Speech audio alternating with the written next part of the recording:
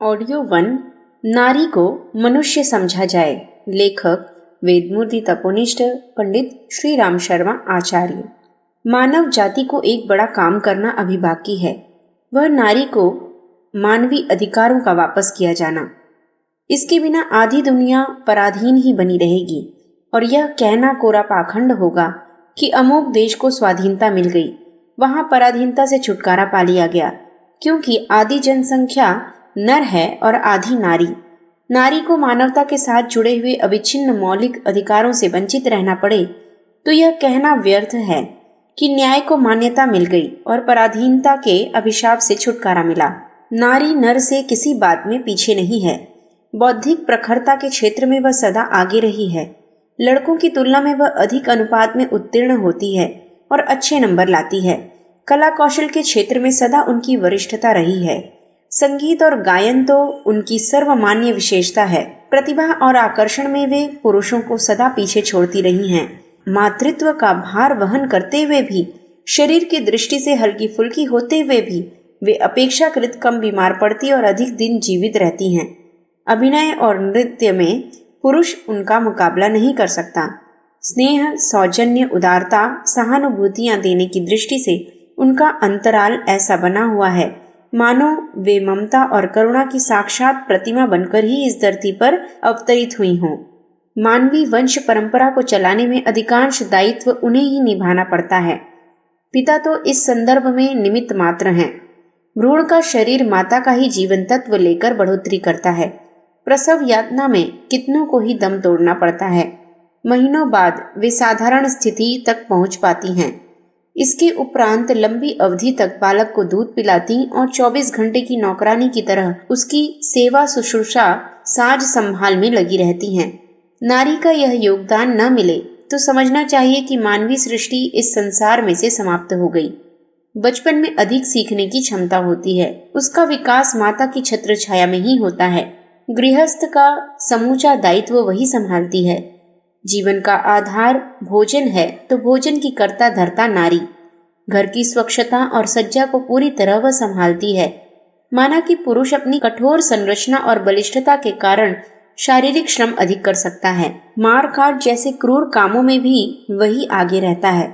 पर यदि दोनों के बीच इस क्षेत्र में भी प्रतिद्वंदिता हो तो उपयुक्त अवसर पाने पर वह इस क्षेत्र में भी पीछे न रहेगी।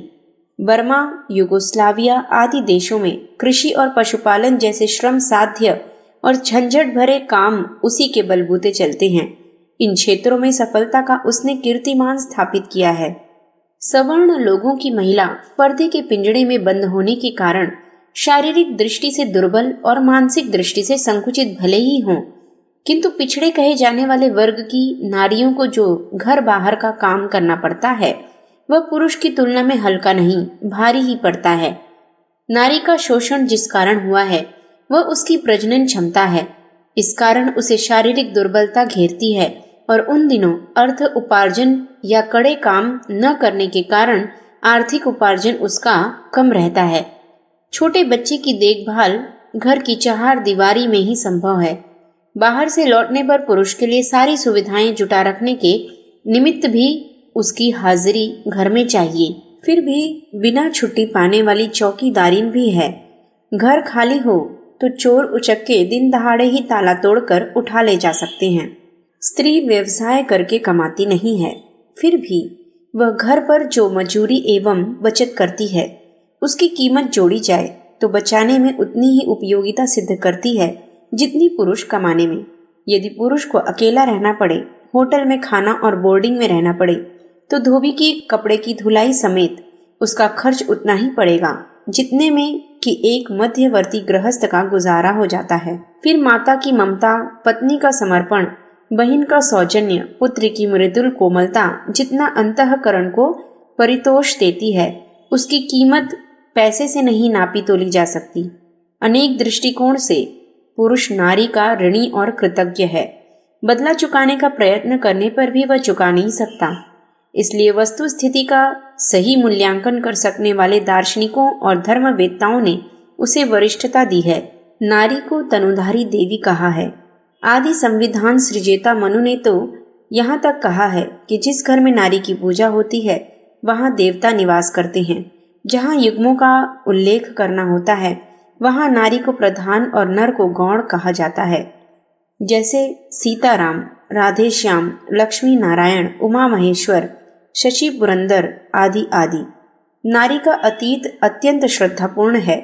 ब्राह्मी, वैष्णवी, रौद्री के रूप में, सरस्वती, लक्ष्मी, दुर्गा के रूप में अनेक नाम रूप से उसकी पूजा उपासना होती है। दक्ष पुत्री सती के न रहने पर शिवलोक विह्वल विक्षिप्त जैसे हो गए थे। सीता के वियोग में राम को कितनी व्यथा सहनी पड़ी इसे कौन नहीं जानता। नारीत्व को गंगा के समान पावन और तरण तारिणी कहा गया है। यह नारी की विशिष्टता और वरिष्ठता का उल्लेख हुआ, पर इतना मानने में किसी को ऐतराज हो तो उसे पुरुष के समतुल्य तो मानना ही पड़ेगा। इस समता पर प्रकटीकरण तभी होता है जब एक दूसरे के लिए दोनों पक्षों के कर्तव्य और अधिकार समान हो। इसमें अंतर पड़ते ही अन्याय आरंभ हो जाता है।